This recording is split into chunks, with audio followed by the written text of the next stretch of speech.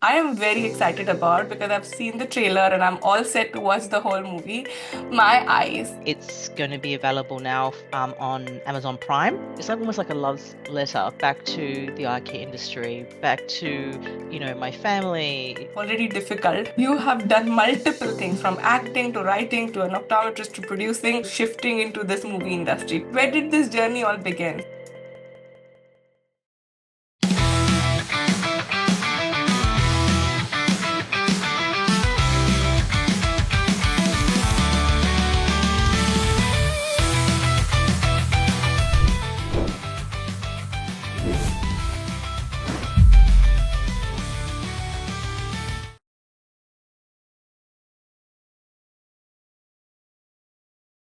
Salvador Dali once said, "A true artist is not one who is inspired, but the one who inspires other."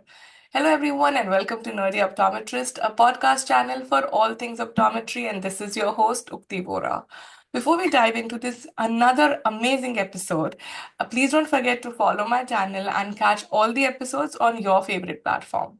Today, I have a very unique guest, which I feel is like one of its kind that I've ever had a chance to interact and like capture this story, which I'm sure would be very interesting for me and all my nerdy audiences and my listeners. So I'm really excited to welcome a very talented artist who is trying to kind of make sure that eyes are becoming the focus within the world.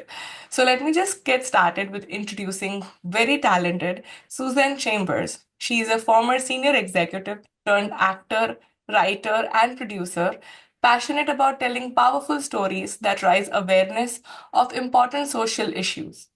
Named of IEF magazine's Rising Talent list and the AA 122 list for her cultural impact. She sits on the SPA Council and several industry diversity committees. Her award winning features, Unsound, was released on Netflix in Australia and New Zealand and Fuse TV in the USA, while her multicultural action drama Suka aired on Channel 9 and was a top pick on Prime Video. And not to mention her latest film, which I am very excited about because I've seen the trailer and I'm all set to watch the whole movie, My Eyes. It is going to be released in cinema across Australia and USA in 2025. And I'm here with the person who had this whole vision, who is acting in it, like to learn so much more about what inspired her to talk about everyone's favorite topic. I'm sure all my listeners' favorite topic, eyes. So, with that, I'm really excited to dive into this episode and a very, very warm welcome, Susan, for to this nerdy family. I love it. Thank you so much, Ukti. This is amazing. I love this whole nerdy optometrist, being an optometrist myself. So look, I really appreciate being here. Thank you. Oh, that's wonderful. So, well, from optometrist to becoming an artist, I mean, it feels like, it's already difficult to kind of accomplish something in one profession. You have done multiple things from acting to writing to an optometrist to producing. I mean, you've done it all. So, let me understand. Where did this journey all begin? From being an optometrist to shifting into this movie industry. Tell us about that journey. Oh yeah, look, I mean, I think I'm that typical cliche, being Asian myself, our our mothers and fathers, that generation, weren't quite supportive of the arts, right? And so what happened was that after year 12, I got into medicine. I actually got also into full-time musical theatre, but I wasn't allowed to obviously do the arts, right? So I went, okay, well, I'm gonna, you know, well, if I have to stare at the human body all day long, what would it be? And I went, it's got through the eyes. It's the windows to the soul. Even with entertainment, it's all about the eyes. When you look at, watch TV or movies, right? You look into their eyes and you see everything there. So I just anyway, that's what happened, and it wasn't obviously until later, once I had, my children, then I went back into it and I just said, oh, I wanted to do something for me as well. And yeah, and here we are, essentially. That's fabulous. I mean, being an accomplished optometrist and then after kids, I'm sure sometimes people just struggle to just stay afloat and you decided to follow your passion. That's That's inspiring to begin with. So thank you for inspiring from like, first question that I asked you. Oh my gosh, I think you got to follow your heart, right? Like it's hard, it's challenging, absolutely, but your soul, I'd rather my soul be alive, I think. That's probably the main thing. That's wonderful. So tell me a little more about this movie. I've seen a trailer and I will be dropping the link of the trailer in the description so for people who want to check it out. I think it's Hmm. very touching, very beautiful. But tell me about your story behind my eyes because I know you've done other movies on other different topics. How did my eyes happen? Yeah, well, my eyes actually is inspired by events of my life when I volunteered at the Paralympic Games in Sydney, Australia in the year 2000. I was an optometry student in third year, and by chance, I ran into the judo athletes in the Paralympic Village, and all the judo athletes are actually vision impaired. And we just got off, we just hit off so well, and I ended up falling for one of them, actually. No joke, that's actually what happened. And obviously, it was such a profound experience for me that I just had to write about it 20 years later, right? So, but obviously, we dramatized it, okay? So obviously, but I do look at my eyes being, it's like almost like a love letter back to the eye care industry, back to, my family. It's all a lot about love and family love and different generational relationships. And yeah, and anyway, I just wanted, I thought because of my public health background, which I'm very, very passionate about, I wanted to also raise awareness about eye care, right? And about preventative, um, yeah, eye conditions. So anyway, yeah, so I kind of mixed both together. That's essentially how it happened. Ah, that's wonderful. So I know you did mention that, you did dramatize it, and of course, all movies are Hmm. inspired somewhere, but then it is dramatized. But Yeah. tell me about how does my eyes help the eye care industry? Because you mentioned it was like your way of, also contributing to the industry. How can people use this movie to talk about eye care, talk about eyes in general, talk about like, these conditions which you kind of highlight through your story? So tell me a little more about that. Yeah, well, look, I mean, we've got to remember this, it's an entertaining story. And I guess the main thing, what I call the work that I do, I call it impact entertainment. We're trying to make an impact, but entertain at the same time. And I find that movies and TV, they're really quite powerful. If you want to actually impart something, um, subtly, I guess, throughout. Because in my eyes, we've got to have an optometrist. Oh my gosh, we actually have an optometrist in a movie. And the daughter has, they discover she's got a vision impairment, which is RP, retinitis pigmentosa. And they discover through the testing that the husband's not the real father, is actually the judo guy she hooked up with 12 years ago, right? Who's the actual father. And all that drama with that, and them having to go find him because if he donates the stem cells, they could potentially save the daughter's vision. Obviously, we had like some of my best friends, obviously ophthalmologists, and we did a lot of consultation on this script as well. So, clinically, it's more retinal gene therapy rather than stem cell therapy. But again, it's just, uh, just making sure we balance that authenticity, with actually Yeah. making sure the story works. So, it's just subtle things, like we actually see a slit lamp on screen, like we see a phoropter, we see, a duochrome chart. But it's more about the focusing on what's possible and focusing on ability. It took me 12 months because I really wanted to find someone who actually had a vision impairment to play the role of the judo guy because that's what he was in real life, right? So in real Mm-hmm. life, he was albino, so obviously he had nystagmus, couldn't see. So obviously, I didn't want to give myself a casting problem. So I didn't obviously go for someone who, you know, who had exactly the same thing. But I was really lucky to have the support from the International Blind Sports Federation, and they Mm-hmm. introduced me to all the judo athletes, Paralympic judo athletes around the world, and their coaches. And fortunately, Eduardo Avila Sanchez, who is actually Mexican, he's a real life judo Paralympic champion. He won gold twice and bronze at the Tokyo Olympics. He responded to my Instagram message. Like I kind of stalked him on Instagram and went, "Hey, did you want to be part of a movie?" And he replied eventually, thinking, it was a complete scam. But we ended up talking, and yeah, we ended up doing acting training, obviously, and audition for the role and everything. But he's amazing. So um, he acts in the film. We got a real life judo Paralympic champion. He's got tunnel vision. And the thing is, what's really interesting, and this is the thing about preventative eye health, is that when Eduardo was young, like, less than, 5 years old, he had an accident off when he was playing and just landed on his head, on the back of his head, which is where the visual cortex is. And, kids fall down all the time, right? You don't think about it. But obviously, it was quite severe for him enough that it caused this clinical blindness, right? With the Mm-hmm. damage there. The thing is, it was undiagnosed. No one knew about it, which means that his first few years of his life, basically, he had the tunnel vision. He was clumsy. He got teased at school. Can you imagine having that condition and not knowing about it and thinking because he's so young, it's normal? It wasn't until he was probably maybe about, I don't know, 6 or 7, something like that, where his teacher actually said to his mom, "Your son, he's different. Something's wrong with him. There's something not quite right. You need to go t take him to a doctor," right? Mm-hmm. That is when they discovered he had the tunnel vision, and then it completely changed his life. He got into judo and became this amazing champion, right? And worked really, really hard.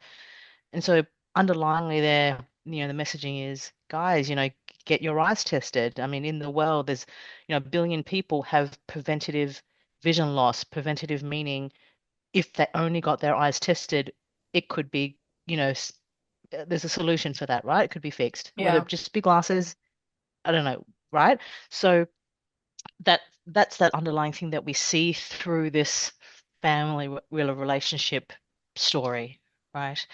Um, so yeah, so there's a few things in there anyway that I kind of infused. But I think that's beautiful. I mean, I actually want to highlight a couple of things that you shared, starting with the fact that you highlighted that you made sure that the story, while it's entertaining, it's also authentic. So you did have consulting ophthalmologist and like eye care professionals who would Mm-hmm. help you validate. And you are an optometrist yourself, so you made sure that Mm-hmm. it's not just all yeah, let's fix the eye through a slit lamp. You know how Mm. some funny scenes are like, okay, yeah, now you can see, like remove the bandages. Yeah, no, no, Yeah, no. you're beautiful. Like, those Yeah. those kind of fakeness is something that you prevented. And the fact that you're highlighting very important point, even in 2025, I'm sure we struggle a lot. Talking about preventable blindness, one eye exam can save so much instead of just labeling Mm-hmm. someone clumsy and not taking them to an eye doctor or a doctor Mm-hmm. to kind of assess what the problem is. The child could go through so much. They can lose their confidence, they can not impact their Mm-hmm. learning, and so much more. So, focusing back on eyes and a simple test, an annual eye exam, which I'm sure our industry is yelling, but still we need different voices to kind of come Mm-hmm. together Yeah. and push that to the general audience. And I think what better platform than a movie, which is entertaining plus enlightening at the same time. So I am really excited about the fact that this will probably encourage so many people to just go out and get their eye tested, like if nothing more. Like, that's like just one big Yeah. thing that I'm really excited about coming out of this movie. Tell me, I'm sure you would have plenty of stories to talk about shooting this movie. But if I had to ask you, like, your most memorable experience or the most memorable scene that you really enjoyed shooting for this movie, can you tell me a little more about it? Oh yeah, for sure. We actually shot this movie in Melbourne, Australia, and Mexico City, actually across two countries.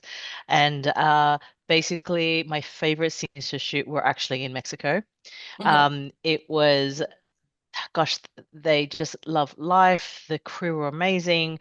Um, there was a scene where myself and Adam Garcia's character, Adam plays the husband, and basically, we were walking along Socolo, which is equivalent of their Parliament House. It's just beautiful, beautiful, location. meant to be this whole romantic getting back together thing going on. Anyway, but the thing is in the background, which is typical Mexico, you've got the Aztec drums, like, the indigenous drums going, right? And people dancing on the street, okay? So you've got these boom, boom, like all this loud music in the background. And we're trying to obviously, be like this slow romantic thing and having lines, which obviously you can't record that, right? But it was so much fun. Like in between, takes, all of us were like feeling like dancing because of the drums and everything like that. And it was like, and then it's like, okay, get ready, next one. It's like, oh, and then just we've got to like, but switch, kind of personalities and go, well, okay, well, yeah, let's be romantic now. Um, but, but it's that kind of thing that was just, it was super fun, and I'm just in awe. I'm very grateful having, being able to shoot in Mexico. Mhm. Again, that authenticity behind the story. We didn't want to fake that, you know what I mean? In Australia, I mean, how can you? It's such a different city, culturally, people, everything. So yeah, we wanted to bring that on screen. That's actually fantastic that you got an experience of shooting in two different countries, bringing in two different cultures, because I think that's another aspect of, your storytelling that you'd want to highlight different cultures. Being Asian yourself, I'm sure, like, when you were trying to fit into Australia, you have to go through your own journey, and then, we are a lot more attached to different cultures because we can see the beauty of it, and I'm sure you as an artist are able to see that much more. And it's always fun to experience these different things. But I think this is fantastic. I am looking forward to watch this movie, talk about it, promote it. But how can someone watch this movie? Where can they see it? Where is it going to be premiered? We would like tell me a little more about how can we all get to see this movie, My Eyes. Yeah, that's right. Well, we've just recently had our premiere screenings across Australia and in LA. What's actually now going to be happening is they can find that it depends on which country they're from. So, so basically in the US and the UK, it's going to be available now on Amazon Prime. Mm-hmm. So people can go and go and find the movie on there, My Eyes, and watch it. Um, in Australia, it's obviously a bit different. There's going to be some more theatrical releases, in terms of cinemas through there. Um, a big part of what we're also trying to do is, I guess, spread the film out to the education, community. So, the schools, the universities, people were blown away by the film in terms of the impact that we can have from an education point of view, and that's something that we'd like to, outreach, Mm-hmm. and basically impact as well. There in the US there are other platforms, and then like cable, for example, where it can be found. But definitely Amazon Prime is probably the main one, and hopefully is easier for people to access. Yes. But yeah, but it is one of those things where, it's word of mouth.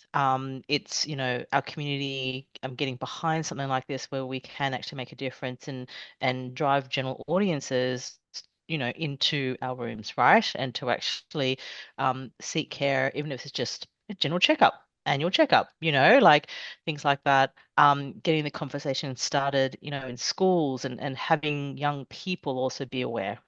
Yeah. Because as you were saying, it is rare to see Asian faces on screen, let alone Latino and Asians combined, Mhm. as well. So there's that element too. So yeah, but it's had a really, really, really good response, so far across the world, regardless of the country, ethnicity, even age.